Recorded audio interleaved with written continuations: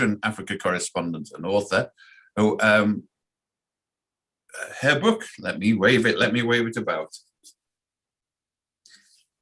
Do Not Disturb, the story of a political murder and an African regime gone bad. And I understand that Michela actually took John le Carre around the region to show him how things were done. And he recognized it, of course, it's very similar. And Michela's book is distinctive because it isn't just a boring history of movements. It centers around somebody who obviously was an engaging, charismatic individual. Patrick, her friend, who was the, unfortunately, straight out of John le Carre, he was up to his elbows in blood as well, it seems, because he was part of this apparatus to begin with Paul Kagame. And it's one of the great no-nos to try and suggest that Paul Kagame has done any wrong, or that the Rwandan Patriotic Front might have mud on its boots, was for years taken as almost complicity in genocide. And people have suggested it. Unfortunately, a lot of the people who suggested it were basically genuine apologists for genocide, often from the French government, who patronized the previous regime. So it's really refreshing to get Michela's book showing just how this happened, not just in Rwanda, but how the rest of the world took it, just how people's perceptions and how journalists like ourselves were hoodwinked. I mean, a year or two ago, I would have thought, no, you can't say this about Kagame and the RPF. You're obviously in support of genocide. But the evidence is laid out, and by her and other people, showing just how sinister the Rwandan regime is and has been and continues to be. So, Michela, was it the murder which crystallized this for you, or had you, what was your road to Kigali when you discovered that your previous sort of assumptions might have been wrong? I think it was a slow process because I was a journalist for a long time working for the Financial Times based in Nairobi, and Rwanda was just one of the countries that I covered. And obviously it got a lot of my attention because this was in the mid-90s. It had been through this extraordinary, horrific trauma. And then you saw all the impact that was having on the region when the rebel movement that the Rwandan army supported swept into what was then Zaire and got rid of Mobutu. So that was an ongoing story. And I suppose those were the years where I sort of saw the RPF when it was a very united band of sort of an elite brotherhood of warriors. And then I left Africa. I did other things. I had another job at my newspaper. I ended up leaving the newspaper, started writing books, wrote a book about Mobutu, wrote a book about Eritrea, wrote a book about corruption in Kenya, and only vaguely followed Rwanda during all that time and vaguely heard news. And what I heard was that people that I had known, who I hadn't known particularly well, and Patrick Karagaya, the former head of intelligence, was one of them, that, this was no longer such a united movement as it had been, that people were falling out of power, that I was hearing stories about, assassinations of political leaders. Sendashonga, the Hutu interior minister, was assassinated in exile. You heard stories about increasing repression. You heard stories about people defecting, fleeing the country. And then hearing that Patrick was one of them, which was a surprise. And then meeting Patrick once when he came through London, once then in South Africa. And then the news breaking that he'd been killed, strangled in a hotel room in South Africa, the Michelangelo, where he had been lured by a friend, a businessman friend, a Rwandan called Apollo. And that was like, goodness, that was a real shock. And it just made me think, my God, firstly, I thought that man has gone with so many secrets and so much inner knowledge of the Rwandan Patriotic Front, that former rebel movement running the country. He died with so much knowledge and so many secrets with him. But also you wondered, well, this man had been the closest possible aide to Paul Kagame, the president. They'd actually been to school together. They'd been in the bush together in Uganda when they were young revolutionaries for Yoweri Museveni. You sort of thought, well, how did we get here? And so I just thought it would be interesting, to try and tell the story of what had happened to the Rwandan Patriotic Front through the story of what had happened to him. And I wasn't sure it was going to be possible, so I reached out to his family because I thought this is only going to work if the family are going to be honest and open with me. I reached out to his widow, who I'd never met before, and she was very open. I reached out to his nephew, David Batenga. He was also very open, told me everything he knew. And I began to think, okay, there's a story here that needs to be teased out, because a movement that ends up with a president ordering the assassination of his former most trusted aide and one of his closest friends has gone off the rails, and it would be very interesting to explain how. The thing is that what I realized is that Patrick's death was just one of many, and that the victims of these assassinations were no longer the Hutu extremists who sort of had been, pushed out of the country by the RPF, the people who committed the genocide, who remained sort of the long-term enemies of Paul Kagame. These were insiders, and Patrick Karegeya was just one of them, and they were being systematically targeted, hunted down, tracked, threatened, harassed, and in some cases killed. So that became something much more obvious to me the more research I did. So that was how the book started. Now, one of the things you bring out is that the real hero for the exiles, for the RPF, was not Kagame, who was a sort of fairly dull apparatchik. You're going to have to forgive me about the pronunciation. Rwigema, is it? Rwigema, Fred Rwigema. Yeah. Fred Rwigema, thank you. I've only seen it in print. I've never heard it pronounced before. So, he was the sort of real icon. He was the national liberation leader, the Yasser Arafat, the Kwame Nkrumah, whatever. And he came to an untimely demise right at the beginning in dubious circumstances. And a hint, you don't say explicitly that you think he was, that this was yet another political assassination. Yes, I mean, Fred was someone I vaguely knew about. He was this iconic figure. He still is an iconic figure in the history of the RPF. I had decided to go back and find out, how the RPF was born. It was a movement that came out of Uganda. It was a movement many of whose members were Rwandan Tutsis who had been expelled from Rwanda during the pogroms. Of an earlier era. They had grown up. They spent 30 years growing up in Uganda, feeling like outsiders, feeling like aliens. And when Yoweri Museveni came along and set up his own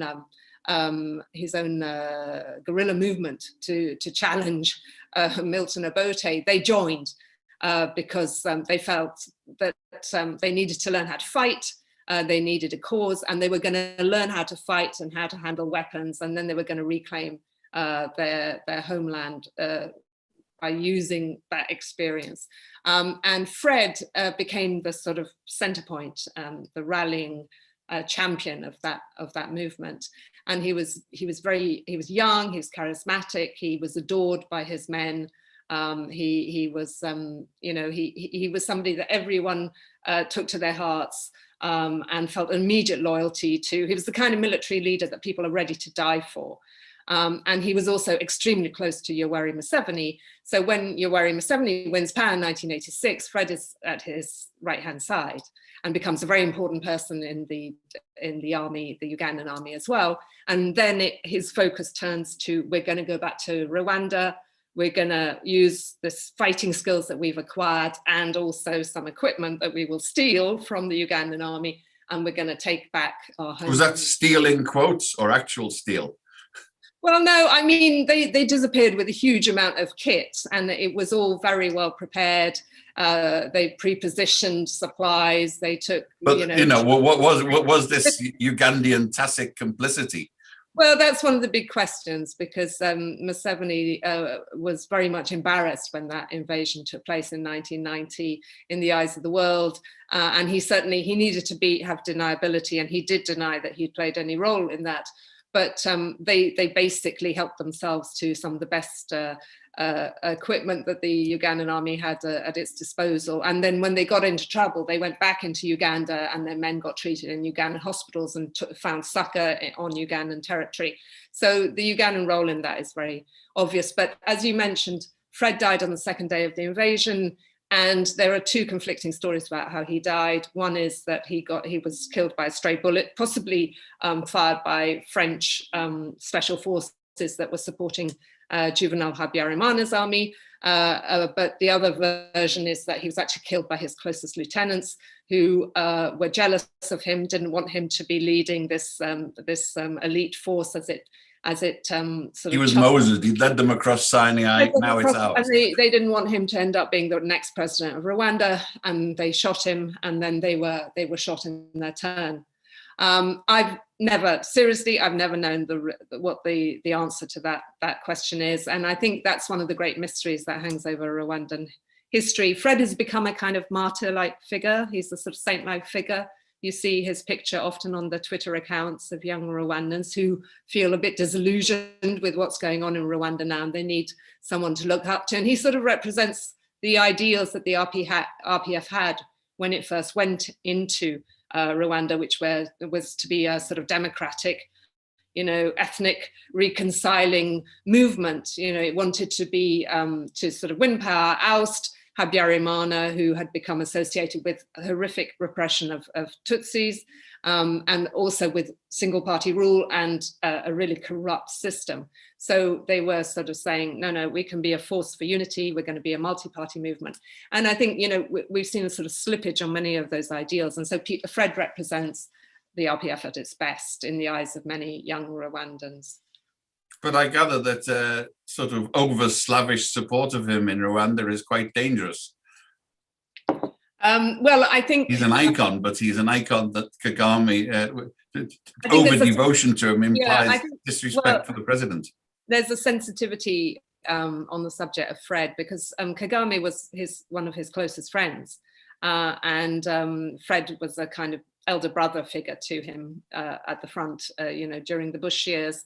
And I think, Kagame has always been aware that he doesn't have the charisma or the popularity or the immediate unquestioning loyalty of his men. And Fred had all those things. And so the comparison sort of is one that riles him. So it's a touchy subject.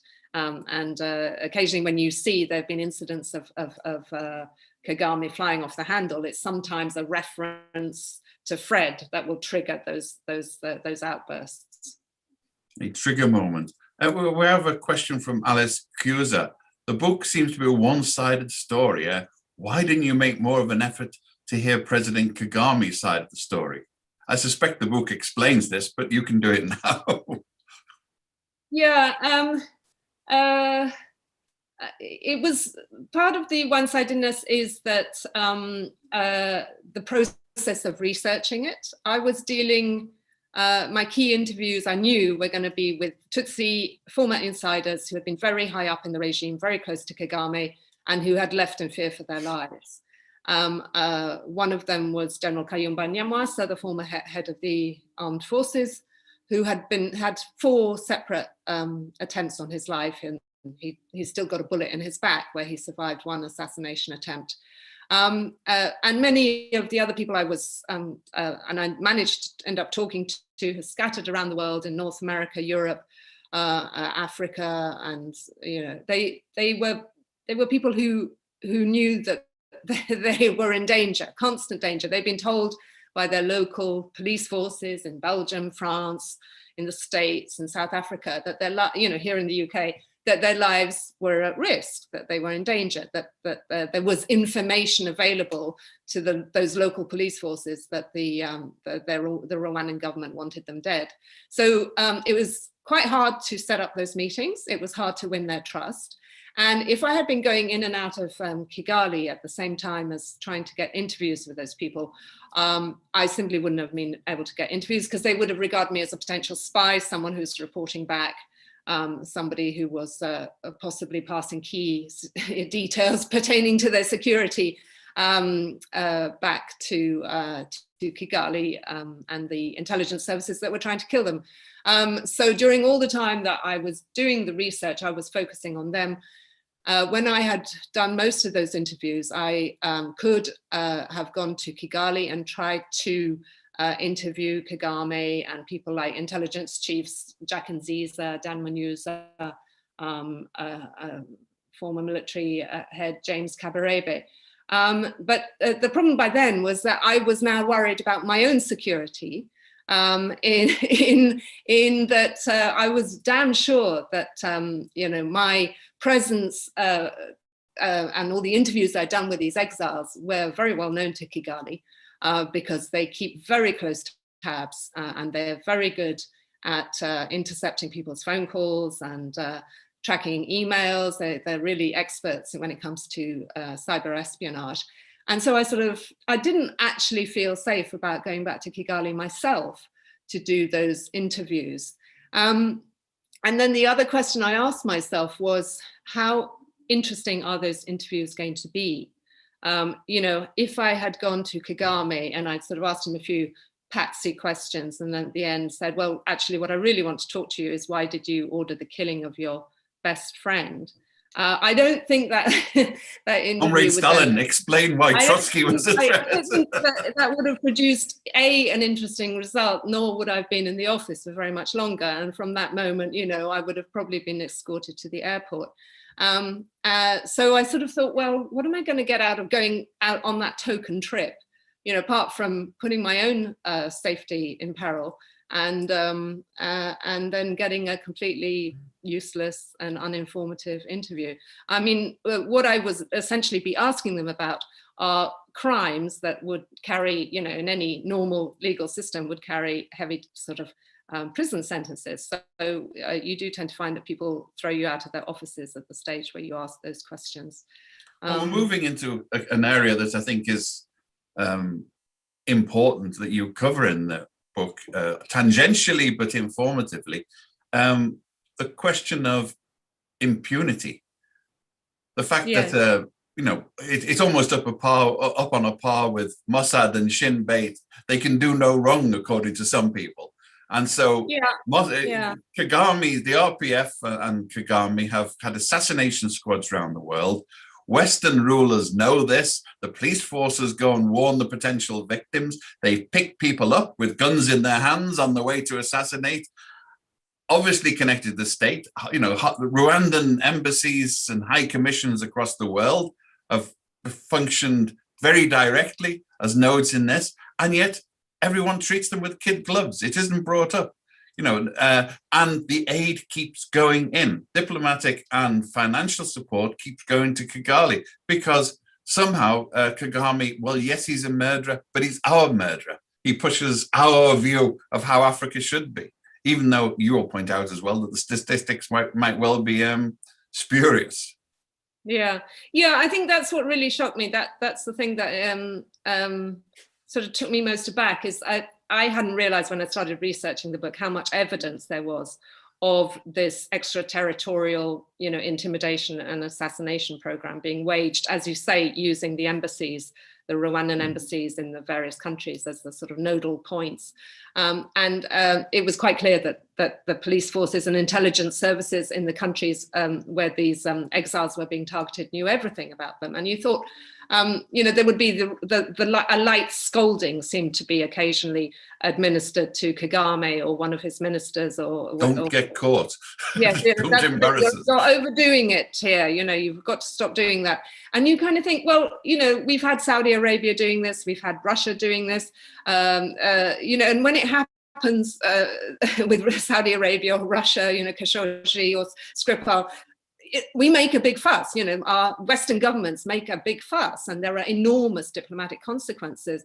And with Kagame, he gets a little light scolding when in the case of South Africa, for example, when there was the inquest into Patrick Karagaya's murder, it was delayed for 5 years, and it became blatantly obvious, and I recount this in the book, that 5-year delay was simply because the South Africans found this a very embarrassing issue and they really didn't want to explore it. And since these 2 arrest warrants have been issued, it's not like anyone's been desperately pushing the Rwandans to extradite these 2 suspects. And it's a very, very soft ride. And I think the trouble is, as with all these things, if you don't administer a sharp response, then the person concerned knows he can keep doing it. And I think that's why we can expect that this will continue and it'll get worse, because Kagame has never paid a particularly high price for it, or any price at all, really. So why shouldn't he just continue?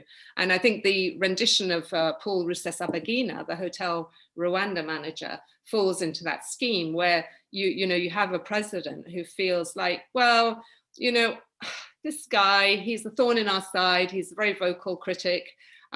He's got far too much attention and admiration and supporters in America and elsewhere. We're going to call him to heel. We're going to show him who's boss, and we can get him. He's in Texas. We'll get him. We'll trick him onto a plane, and we'll get him. We're going to get him in a court, dressed in a pink uniform, and we'll show him that we can get you wherever you are. I think that was part of that. It was extraordinarily daring, but also, as far as I can see, a completely illegal operation. I mean, why didn't Paul Kagame just ask for his extradition? Why wasn't an arrest warrant drawn up for Paul Rusesabagina if the evidence of his terroristic activities is so clear? Why didn't they just ask the Americans to extradite him? There have been other extraditions. Why not that one? But it's kind of like, well, we don't need to bother about that because we do things our way, Shades of Mordecai Vanunu and Israel. Similar way how to spread somebody out. There are a lot of parallels, I think, between the way Mossad has operated and the way the Rwandans do. And I think that one of the characteristics of intelligence services is that they mimic one another. They learn lessons from one another. But you imply that the connection was sort of a little more organizational than that at some points. Yes, I mean, there's definitely been exchange of intelligence know-how between the Israelis and the Rwandans. I mean, the Rwandans really are, in Africa, they're probably one of the best equipped African countries in terms of listening in on your WhatsApp messages, reading your emails. They know how to do that. And what we've understood, thanks to the Financial Times doing some really good reportage on this, is that it's Israeli-made spyware that was originally came from the military sector and has become a commercial product that African countries like Rwanda can acquire.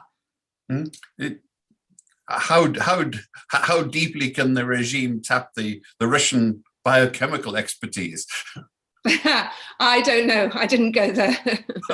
Okay, maybe that's just as well. What's your cup of tea? I've looked dubiously at cups of tea ever since. I make it myself. So one of the points was the economic. Rwanda is held up continually as a wonderful example of the Washington consensus at work, and you put some doubts on that. And Ralph Sina from German Public Radio makes the point: Volkswagen built a factory not in Nairobi or Addis Ababa, but in Kigali. Why? Rwanda's has this image of being a fabulous, the Rwanda under Paul Kagame, of being a fabulous place to open a business. And of being corruption-free and a place where things work and things get done. And there's a very impressive bunch of articulate technocrats that you have dealings with. I don't know if you're familiar, but there's something called the Doing Ease of Business Index that is issued by the World Bank. And Rwanda scores really puzzlingly high on that, I have to say. I mean, it's obviously, I would totally agree that Rwanda is an easier place to open a business than in neighboring DRC, for example.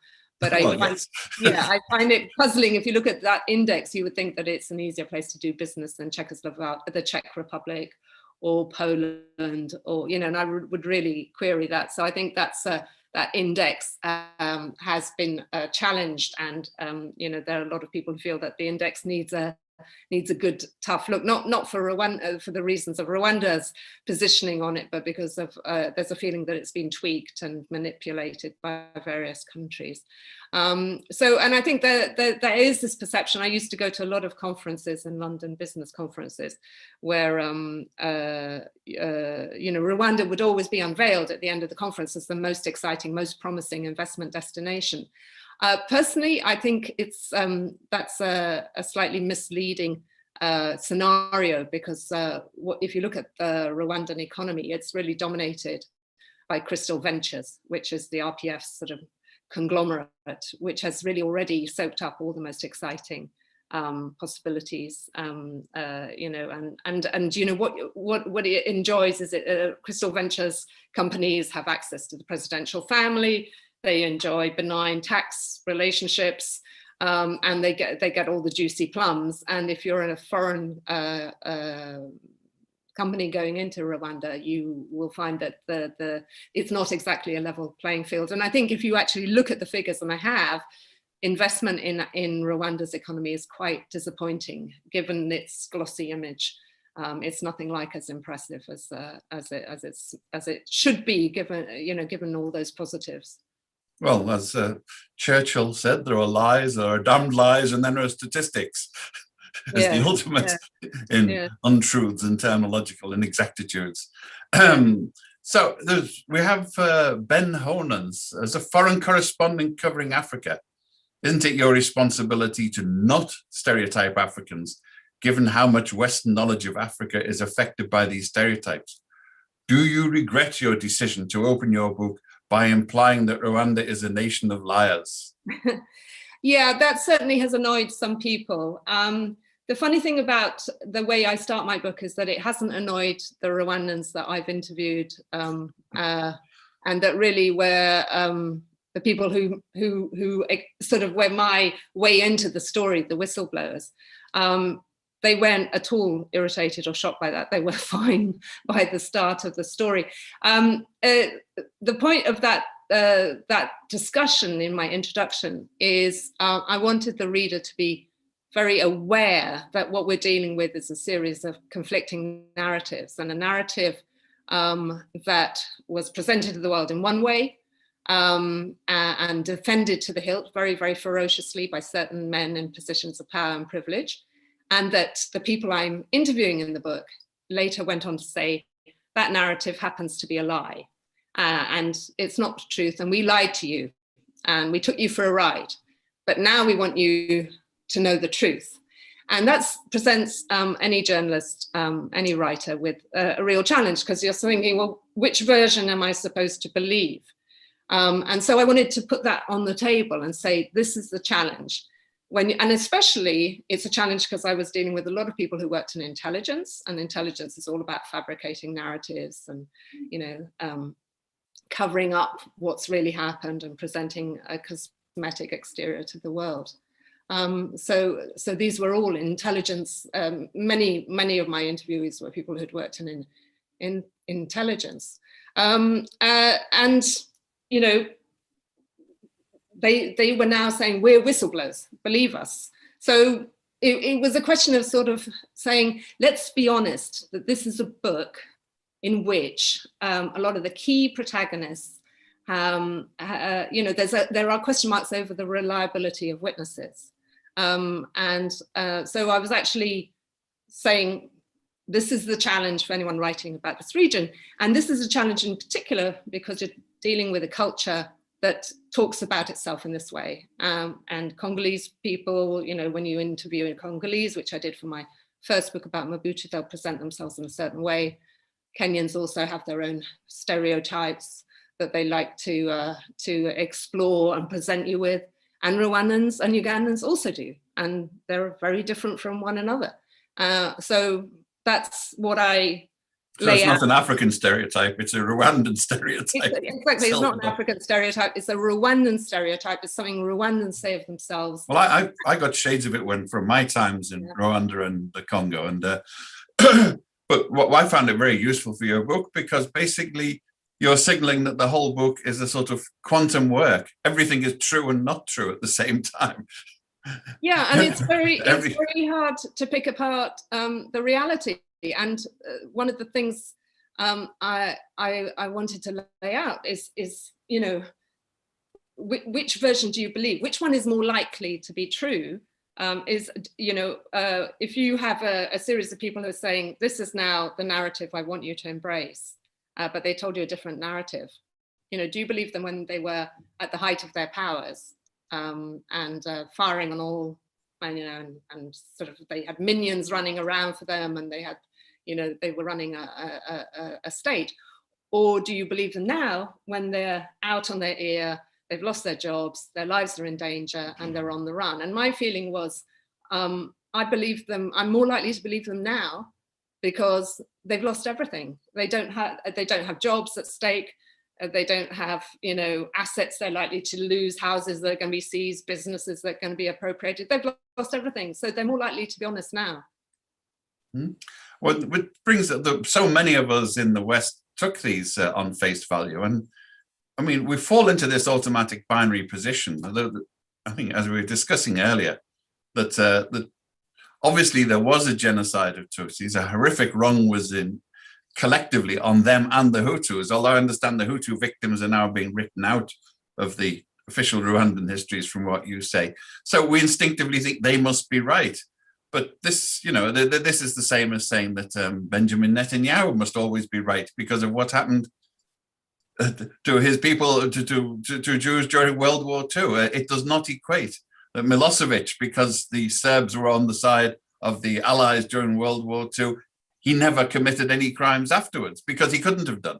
It's this sort of binary thinking which trapped the West. And one of the questions that's come up from David Smith in The Guardian, the Biden administration has suddenly sort of, I must confess, I had very low expectations of them. So it's taking quite principled stands on, for example, on the Saudis, you know, disapproving of them putting journalists into meat grinders, which I don't approve of that. I approve of him taking a strong stand on it. So is the Biden administration likely to take any type of tougher line on Kagame? Or have we collectively bought into the RPF myth and that will make it impossible? I think that's a really big question. I'm going to be really interested to see the answer to that. We had a few indications during the human rights peer review process that took place at the United Nations recently, where both the US delegates and the UK delegates were raising in a very pointed fashion Rwanda's human rights record as a concern. I think in more forthright language than most people were used to hearing, and that it caused a big stir, you know, in Kigali, and there was a sort of bit of a shocked reaction. And that may well be signaling that a tougher line is going to be taken in future. I think it's one of the interesting issues is that Samantha Power is now heading USAID. And of course, Rwanda is a massive recipient of foreign aid, which in the past was, coming, a lot of it was coming, the key donors were, the UK via DFID, and the US was giving it via USAID. Samantha Power has a long history of writing about genocide and Rwanda. She spent a lot of time in Kigali when she was researching her book. And she knew Patrick Karegeya, the assassinated head of intelligence, very well. And so I would be curious to see whether she's sort of her conception of what is going on in Rwanda and how that regime has or hasn't changed mirrors the trajectory that I've been on and that many of the journalists and diplomats and aid workers that I speak to have been on, because our views have not remained constant. There's no reason why Samantha Power's should remain constant either. So that will be very interesting. Here in the UK, we've already got major aid cuts coming because we've been hard hit by COVID, and it's already been announced that their aid is going to be massively cut. So Rwanda will be automatically seeing its aid budget from the UK cut.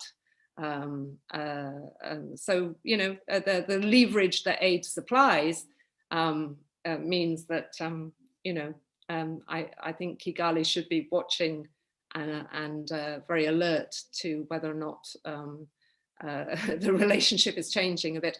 The Commonwealth Head of Government's meeting is going to be in Kigali this year, which is a controversial choice of venue. It should have happened last year because of COVID, it didn't. Again, I would be interested to see whether during the Commonwealth Heads of Government meeting, which are usually extremely, you know, ceremonial and a lot of flowery phrases are voiced, and it can seem to lack a certain grittiness, whether some more muscular interventions will be raised by the countries attending that meeting, who will be saying, you know, we're concerned about what's happening on the human rights front. We hear about your elections, which are being systematically rigged. We know that the opposition parties are not really worth the title in Rwanda. We see that your press is basically his master's voice. There's no independent press of any real validity. And whether they'll raise those issues with Kagame, I hope they will. The other issue that you bring out in your book is the intimate involvement of Rwanda in the war in the Congo. And we speak about Rwanda as though it's a faraway country of which people know little. But you know, the Congo is possibly the longest lasting, most disastrous war in the last century. And it's been going on almost undercover as far as the West is concerned. And the Rwandan state has been making out like bandits from it. As far as I can tell, the extraction of wealth from cell phone equipment, cell phone raw materials to diamonds has been huge. It's been looted by the Rwandan army, and that is still going on. Yeah, that is still happening and is very underreported on. I think the war. I mean, war is a difficult word to apply to Eastern Congo, you know, because what you've got is a sort of series of small militia groups, over 100, whose areas and turfs, areas of control are constantly changing, and how much active fighting there is going on. I mean, I wouldn't be able to tell you, I'm not an expert on Eastern Congo, but and the real death toll, the death toll from the years, decades of instability and turmoil in that area is stunningly high. But if you look at all the reports, it's a death toll that is the result of malnutrition, you know, things like malaria that never gets treated, kids dying of dehydration and diarrhea, people never having quite enough to eat because they can't cultivate their crops. So I sometimes think the word war is kind of misleading, but it's certainly an area that has been you know, gone through some really turbulent times, still is in a state of turbulence. It's like the European 30 Years' War. I mean, it devastated a whole continent for a long time. And I think that, you know, certainly the Rwandan government has not played any helpful role in stabilizing it. It's done quite the opposite. It's, you know, time and time again, what you see is the Rwandans going in and supporting some, you know, Congolese rebel movement, which is busy sort of creating its a zone of influence, and the villagers are paying the price. And the mineral looting is definitely going on and is very underreported. And the just sort of the minerals that are being sucked out of the earth and then taken across the border and sold as so this is conflict diamonds and conflict coltan being traded flagrantly in defiance of UN resolutions. All of these things were supposed to be policed, and you know, bagging systems have been, labeling and tagging and labeling systems have been introduced. And from what I hear from my sources in the mineral industry, it carries on notwithstanding, regardless. Simon Locke is talking about the shadow of past colonialism, why the West is not as willing to call out African leaders, in particular Kagame. Well, I mean, the West can hardly call him out if they helped install him in a way, but it's, you know, it is an accusation that the Rwandans will immediately produce of racism when anyone tries to interfere, isn't it? Well, the accusation that the Rwandans use, and it works very well because it has a certain validity, is how dare, Kagame will say to people, including journalists, how dare you upbraid us? How dare you throw our human rights records in our face? Where were you when the 94 genocide happened? You pulled your UN troops out of Kigali. You left us to die. What did you care? You know, do not give us any moral lessons. So he will say that, and that often works, and people feel, you know, humbled and ashamed. But of course, you know, the fact that the West behaved sort of shabbily and disreputably in 1994 doesn't then excuse the way a modern Rwandan government today is behaving, you know, towards anyone who stands up to it, challenges it, or wants to just enjoy what we would regard as ordinary freedom of speech. I think, but there is something else at play, which is the Rwanda has become the symbol of developmental success, and you know, it scores so well on these sustainable development goals, and it ticks every box. It looks great. People from the IMF and World Bank, and you know, all these NGOs that go and work there, they're just sort of enamored of the relationship they enjoy with the technocrats they meet, who are sort of dynamic and get things done. And that has sort of, I think the West has become very hungry for success stories in Africa.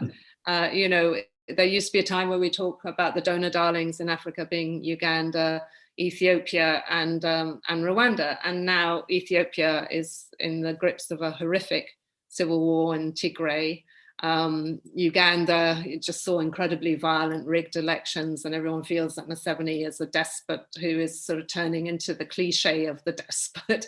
And so people are clinging like sort of crazy to Rwanda as the sort of the model, the donor darling, and they don't want to let it go. And I think what you see in Rwanda is a sort of a developmental, you know, a whole philosophy of how you engage with poor African countries that is sort of being put to the test, and the people involved in that industry simply don't want to let it go.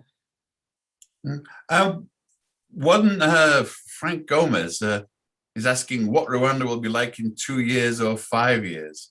What hope is there for real change? More of the same, or, you know, a helicopter accident?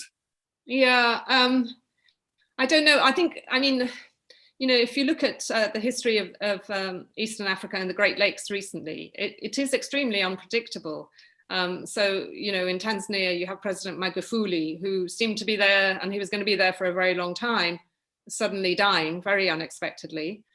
We've had the same story in Burundi with the President Nkurunziza, suddenly very young, fit man, dying also, heart failure. The rumor has always been that actually he died of COVID. I think this is a sort of part of the world where things happen very quickly and then they move very quickly. So I'm slightly loath to make any predictions. I think my concern, though, is one of the reasons why I wrote this book is I don't think any system in which one man has as much centralized authority as Kagame has, and has no obvious successors lined up, because the whole story with make sure of that. Yeah, the authoritarian leaders always make sure that there are no obvious successors. The obvious successors, you know, went into exile and are now being targeted for assassination. So you know, what's the sustainability of that system? You know, you've got a president, he's not that old yet, but he's never enjoyed fantastic health. You know, well, it could change. It could suddenly change very, very quickly. Well, but will one of the real sort of bombshells, which you had enough integrity not to put as proven, it's one of these quantum facts, yes or no, is the actual role of the RPF and Kagame in the downing of the helicopter that killed the presidents of Rwanda and Burundi.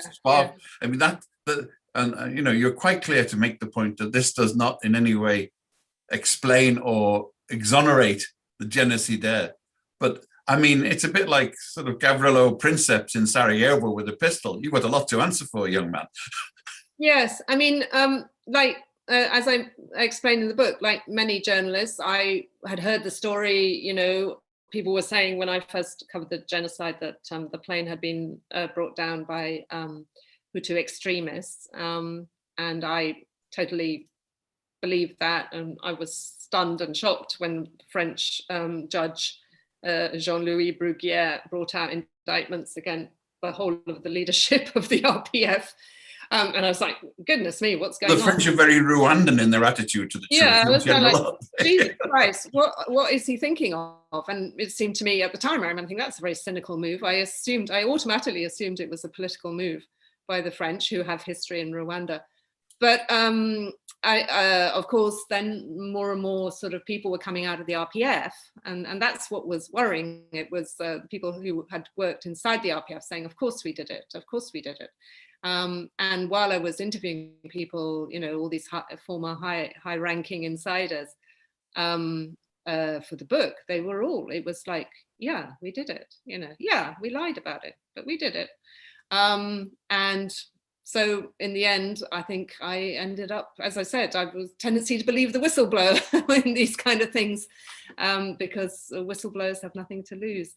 As you say, I think it's very mischievous and ridiculous to imply that by bringing down the plane, Kagame, you know, is responsible for the genocide. The genocide was a horror carried out by many Hutu extremists and members of the Juvenal Habyarimana's army, and also ordinary Hutus in the population who are being encouraged and egged on to kill their Tutsi neighbors. But as you say, there's a trigger incident, and it may very well be that the RPF were responsible for the trigger incident. So it may very well be. You're not saying, gotcha. It's not for me, is it?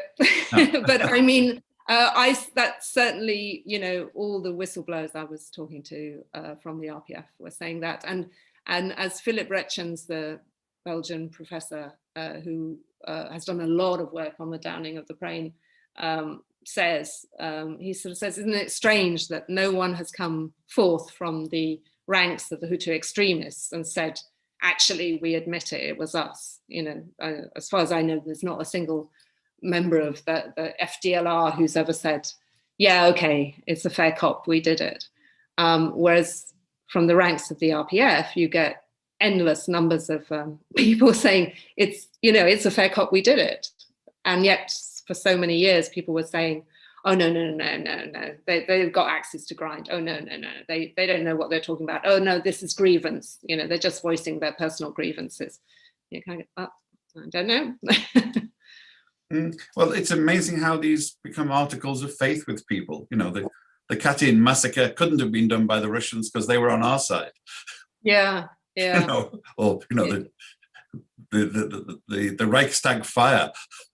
If somebody popped up and said, yes, we did it, it wouldn't in any way exonerate what happened afterwards. Well, I sort of tend to think with the downing of the plane, I now don't know what level of proof would ever be regarded as definitive, because you get a lot of people are obsessed with ballistics and where people thought they saw the missiles being launched from, and you know what it sounded like. And the problem is I don't know if you've ever been in a war zone, but I certainly have never been able to tell when there's an explosion where it comes from. And so I'm a little suspicious of all these witnesses, you know, who've been questioned over the years, and sort of 20 years later, they can say, yeah, no, it came from there.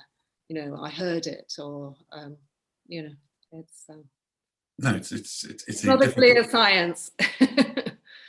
Well, also the question of who's good. I'm fairly sure that anyone who did it will have been silenced in one way or another by now, by whichever side, certainly on the track record of the characters that you were discussing and interviewing. We've got one self-serving for you. Chika from Nigeria has got a soft copy of your book. I suspect that means an ebook. That's naughty. It is a true work of investigative journalism. However, can I get a hard copy of the book in Nigeria? How is this going to sell in Africa? Because it tells a lot of well, the problem is in the age of COVID, my publishers, I sort of said to them, well, when are the first copies going to land in Africa? And they said, oh, sometime in May. And I was going, May? You know, it came out in April the 1st. So that's very frustrating. I can't tell him, I'm afraid. I don't know when it's going to land in Nigeria. I sometimes, maybe we should try and do a sort of airlift from here. But I mean, you know, I just have to hope that a lot of Africans who want to read it immediately will buy the ebook and download it onto Kindles if they have them. I know it's frustrating, but this is the problem with books in Africa generally. And I think returning to one of our key interests is the journalism about this, the way this has been written. I mean, looking back, since you and I, to some extent, were guilty of sort of being taken in and taken sides unequivocally one way or the other, you know, so horrified by the genocide that we sort of chose the side of the victims. And then, you know, although it was tempered, Kofi Annan's mea culpa for the UN, the tragedy of Romeo Dallaire, which I think is still, you know, one of the most personal dilemmas. Of course, he wasn't killed, but he was mistreated and maltreated by everybody for not sticking to whatever the facts were supposed to be in Canada. The Canadian military maltreated him. The Canadian government maltreated him for telling the truth. So Rwanda has not been an easy subject for people to cover, has it? And it's, do you think we're getting closer where people can look at it objectively and, you know, do the yes buts and the howevers that are necessary to provide a rounded picture? Well, I hope my book takes it a little bit further down that line, and that will be the impact. I hate it when people refer to books as definitive. I've sometimes had books I've written and people say, this is the definitive version. You sort of think that's not how history works. You know, there's never a definitive story. We're always, you know, how many, you know, no one would say of a book about Winston Churchill, you know, that it's definitive. You're always reassessing because archives come to light. You know, recently we've had the French archives being made available and being studied by this group of experts, and new archives are now being open to the public. And we're going to keep adjusting. We should keep adjusting our vision of what happened. I think what I do find annoying is, you know, I've adjusted my perspective on Rwanda, in part because the Rwandan Patriotic Front has also changed over the years. So I think that's an appropriate thing to do. It's not the same organization it was when I first encountered it in 1994. But I get annoyed when you meet ministers or, you know, diplomats or people in positions of power who they formed their view of what was going on in Rwanda in 1994. They felt immensely guilty about the genocide. They met the RPF and Kagame and was blown away by how impressive he was, and he is very impressive. And then that was it. They have never changed their assessment since. And I think that's just a very intellectually, you know, complacent way of dealing with a country and a history. And it's happened in other places. I mean, it's happened, as we said, with the Balkans. It's amazing how Milosevic benefited from the sort of penumbra of Tito's non-aligned alliances for many years afterwards, and similar circumstances where, you know, the alliances laid down 50 years ago still have some type of residual hold. There's a whole lot of people who think that Putin is some sort of third international crusading for socialism and anti-imperialism simply because he's in Moscow. I mean, it's difficult to break these habits, we know.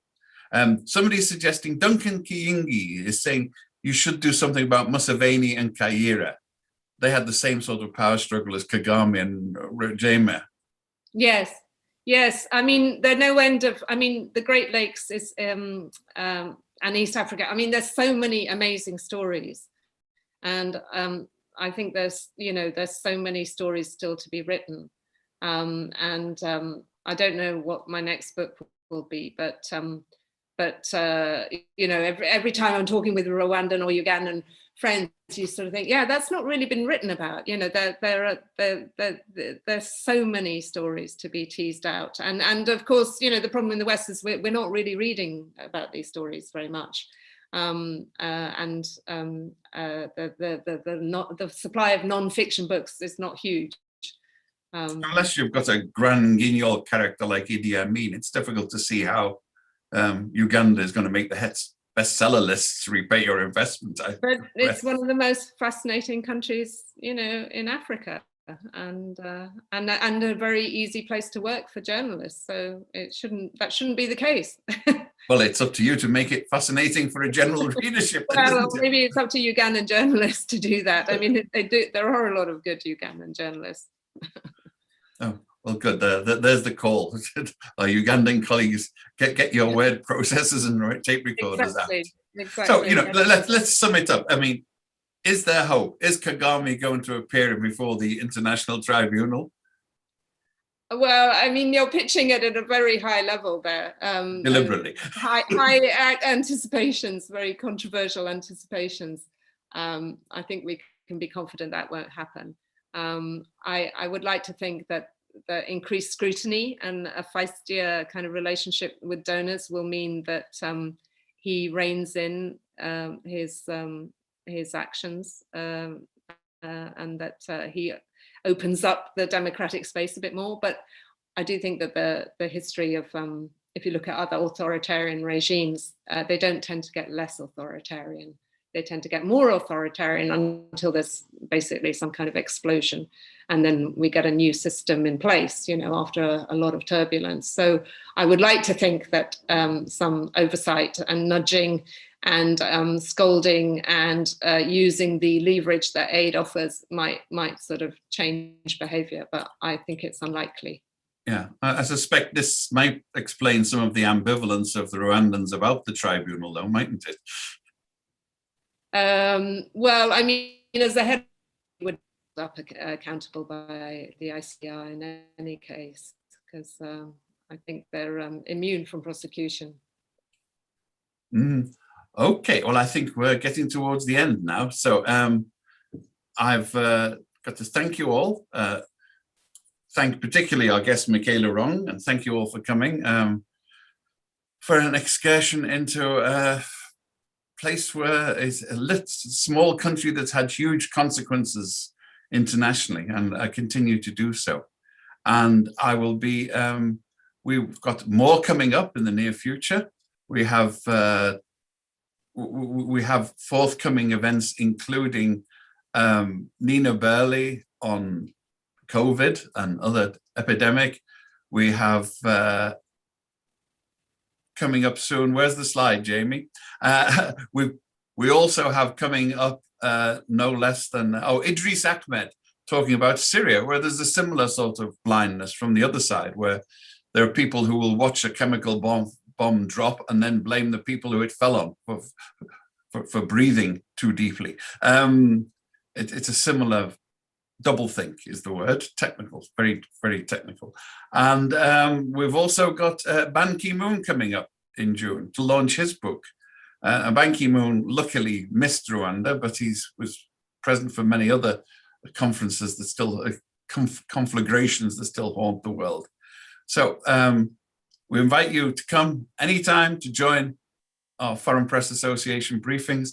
Join the Foreign Press Association if you're qualified. Send a donation if you're qualified, because this costs us a lot of money and we've got zero revenue for the year of the COVID epidemic. And please see you again soon, I hope. Thank you very much. Thank you for having me on. Thank you very much. It's been good. Thank you.